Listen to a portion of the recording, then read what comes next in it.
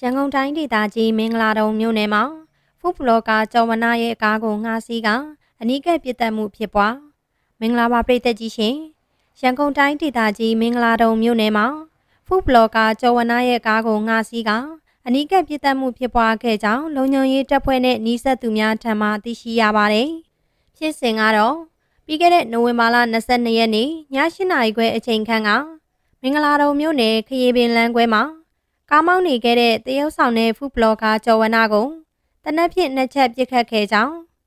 တရုတ်ဆောင်တဲ့ဖူးဘလော့ကာဖြစ်သူကျော်ဝနရဲ့လယ်မျိုးကိုတနက်ကြည်စံဖောက်ထွက်သွားပြီးပွဲချင်းပြီးတည်ဆုံသွားခဲ့ကြောင်းသိရပါတယ်။သူကအနီလည်းမဟုတ်ဘူးအစိမ်းလည်းမဟုတ်ဘူးနိုင်ငံရေးလည်းမလုပ်ဘူးသူဟာသူတရုတ်ဆောင်နဲ့စားတောက်ဆိုင်နဲ့အစားအသောက်ဘလော့လေးတွေရိုက်တယ်ပြီးတော့တက္ကစီမောင်းနဲ့အဲ့ဒါကိုပြစ်တက်သွားတာ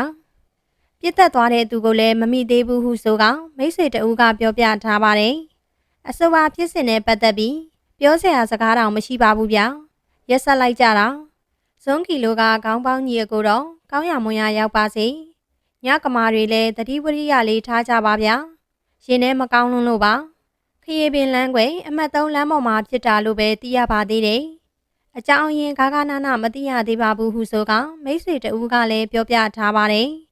အခုလက်ရှိအချိန်အထိတော့တရုတ်ဆောင်တဲ့ဖူးဘလော့ကာကျော်ဝနပြစ်တက်ခံရမှုအတွက်သက်ဆိုင်ရာရဲစခန်းမှာအမှုဖွင့်ထားတော့လေလက်ရှိအချိန်အထိ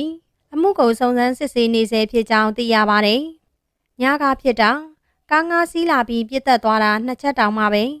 အခုထိတော့လိုက်နေတော့မှပဲဟုဆိုကလုံခြုံရေးတပ်ဖွဲ့နဲ့နှီးစပ်သူတဦးကပြောပါတယ်။ကိုကျော်ဝနဟာတနက်နဲ့ပြစ်တက်ခံရပြီးတဲ့နောက်ကားလမ်းဘေးကအကြောက်ပုံကိုဝင်တိုက်ပြီးကားကရက်သွားပုံရတယ်လို့လည်းသိရပါတယ်။သူ့နောက်ကျောမှာကြီးပေါက်ဝင်ထားတဲ့ဒဏ်ရာကိုလည်းတွေ့ရပြီး